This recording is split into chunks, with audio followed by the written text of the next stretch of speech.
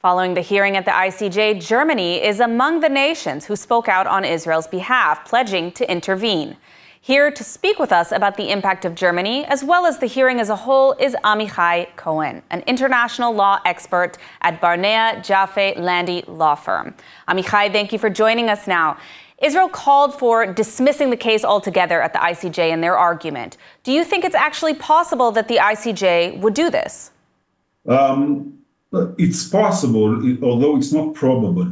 The past decisions of the International Court of Justice have been quite flexible regarding the discussion regarding on genocide, allowing both states that are not directly connected to the conflict and claims in which the issue of dispute and the occurrence of genocide was not proven. The threshold the court put was relatively low to intervene. It should be a plausible case.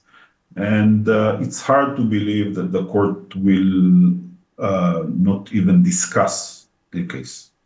Now, many of South Africa's arguments seemed contradictory, like claiming that telling Palestinians to evacuate is an example of genocide.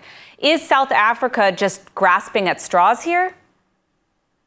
Clearly, South Africa's claim lack, I would say, connection with a lot of things that are happening in reality.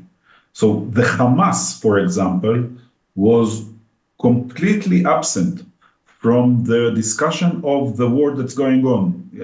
If I hadn't known about reality, I would have thought that Hamas attacked on October 7th, and then according to South Africa, it disappeared, Hamas, and Israel is acting in the Gaza Strip just in revenge. There's no war going on. So clearly, South Africa's claim were disconnected, I would say, from the reality on the ground. And it also goes to your question of the evacuation issue. The evacuation was both given the proof to some kind of an Israeli plan to move Palestinians out of Gaza City, so part of the larger plan, and then were criticized that there were not enough evacuations. Once again, quite disconnected from the reality on the ground. Now, this hearing has been harshly criticized for distorting international law for political purposes. Would you agree with that assessment? This is not the first time that international law is used for political purposes. The reason South Africa went for the genocide claim is, of course, because of jurisdictional reasons. Otherwise, they wouldn't have any basis for bringing Israel to the International Court of Justice.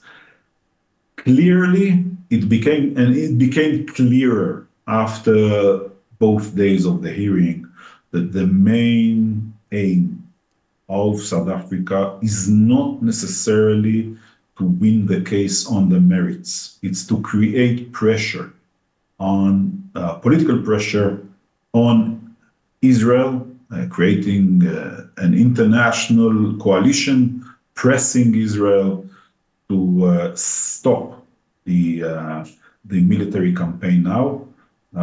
In a sense, then you're correct. It's using politics for instead of law. Now, let's say that the court rules against Israel. What are the implications, and what can Israel do? So it depends what the court rules. If the court would issue an order simply saying, say, for example, Israel should not commit genocide, then this is something that would not necessarily affect Israel. Israel is not committing genocide. If, however, the court would rule that Israel should unilaterally cease its military campaign, this would have an effect, not because Israel would immediately cease the military campaign, I don't think it will happen, but because it will be harder for Israel to garner international support for its campaign. Say, for example, Israel would approach Germany, asking Germany to buy more arms and armaments for its military campaign. It would be more difficult for Israel to get states to sell it arms for a campaign that the court has ordered to cease.